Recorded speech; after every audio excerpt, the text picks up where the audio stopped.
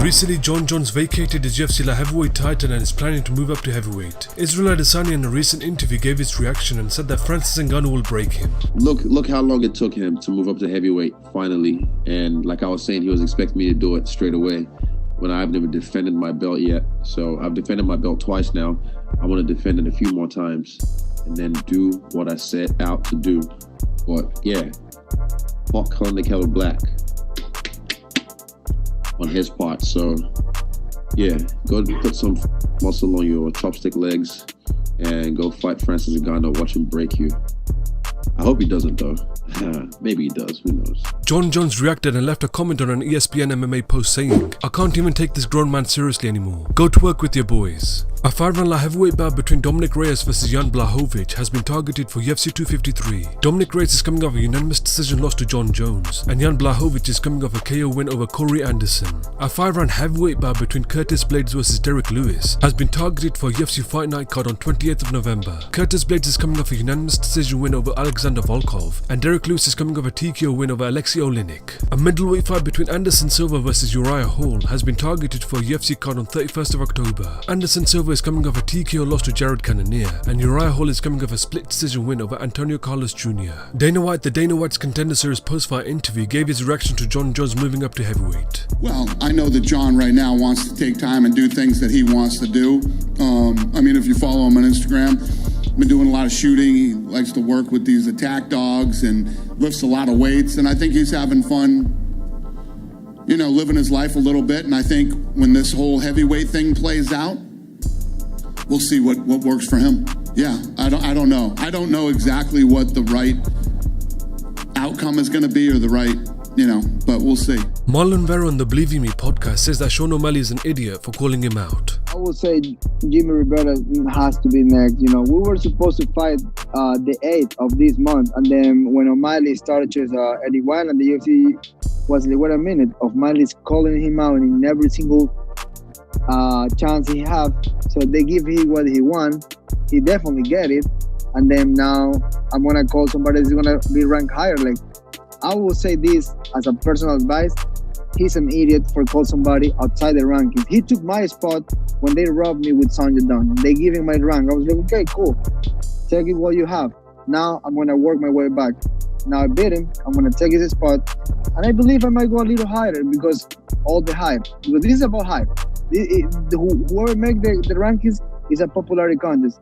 If you beat the Golden Pony like that, you give me some love in there. And then Jimmy Rivera should be next. I'm excited, I'm motivated, and none of that external things live with me. I'm just a grinder, man. I wake up every morning knowing I have to do work to do, and the rest is cool. Don't get me wrong, it's cool to have the attention because that's gonna make me money. That's gonna give me sponsors, exposure. So it's awesome. I'm happy I have all that, but I'm not really paying attention to that. Like, I'm gonna get advantage, but the main priority is keep working, keep grinding, and absolutely keep getting better. Because he was talking so much wild that, dude, if that guy will beat me the way he beat those other guys, he was already calling out Conor McGregor. He was going back and forth with Cody Garbrandt, with Peter Yan. And in my opinion, this is just my opinion, I'm a moron, you don't have to listen to me. But if you are top 5, which is Garbrandt top 5, and you are the champ in Peter Yan, why the you answer to this moron which is in rank number 14? Like, they were answering to him. By answering him, now you're making hype behind that. So if he will beat me, he was next in line for maybe title shot. Yeah. Because that's how things work in this game. We see these MMA journalists, they're fanboys sometimes. They're like, hey, I think he's next, And the UFC make it happen because there's money behind. But I was happy he was focusing different things, because there's no way you can focus on so many things in life. Like my grandpa used to say, you gotta put things in your hand and you gotta be able to close your fist. If you have too much, everything's gonna fall to the ground. So when I see him talking or somebody will send me the tweets, I was like, awesome. Keep paying attention to other things. You're gonna get up, kid. And that's what happened. Like, when I have a fight with, let's see, with you, and somebody talks to me on the other side, I don't give nothing to that guy. I have nothing to do with that guy. If I see that guy in the streets again, I'm gonna punch him. But if I have a fight lining up, that's all I have in my mind. That's all that is in everywhere. It's all about the next fight. I don't lose track or focus on that no matter what. What's up, everybody? Triple C, and welcome to this episode of Motivational Monday, brought to you by Smart Cups, the world's first printed cups. Anyhow, let's get straight to it. The word that comes to mind today is composure. The reason why we all saw the co-main event, O'Malley versus Vera, and there's two things that I can see with Sean that he needs help on. One is composure. When I was hurt with Demetrius Johnson and Marlon Moraes, I was hurt, guys. As a matter of fact, I actually blew my shoulder out.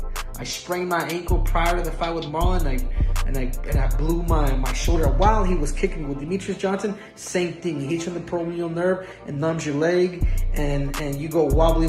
But anyhow, I know how to be composed. I'm a poker player. I'm not gonna show it in my face nor in my body, despite how much it hurts. And the second thing is just you being unexperienced. I think sometimes people may be strong, but that doesn't mean that you can endure pain. So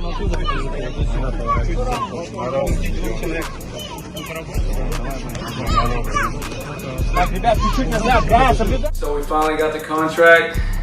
We're gonna fight. My boy Tiki got it done. We're gonna sign it.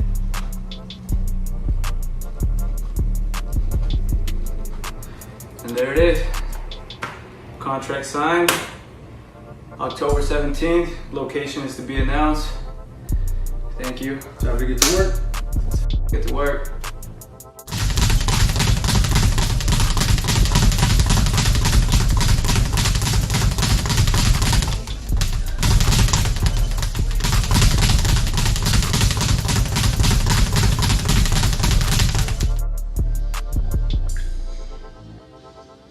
It's been about 2 weeks now since the fight.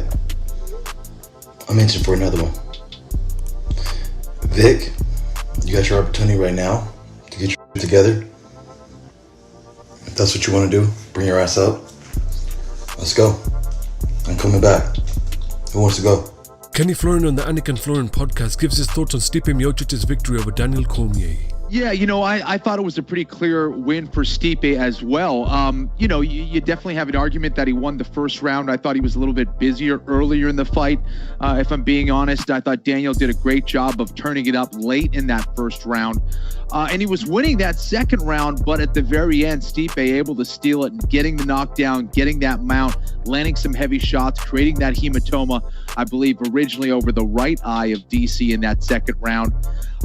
And I thought it did not bode well for DC. When you saw the start of that fight, you say, this is the Stipe that ended that second fight against Daniel Cormier. He was moving laterally. He was sticking and moving. He was getting that jab flowing. He was attacking the body early on. And I think that was really kind of confusing DC. And just overall, I thought Stipe was in command of that fight for the most part. I thought Daniel landed some really heavy blows, especially from that collar tie in tight. But Stipe, we know about that legendary chin. This guy is as tough as they come. It was a classic fight. This is one of those fights that it was close and Stipe definitely won, but there is no loser here. Both guys are so respected, have accomplished everything you could possibly accomplish in the sport. Two legends went at it last night, and unfortunately for DC, Stipe was able to pull it off.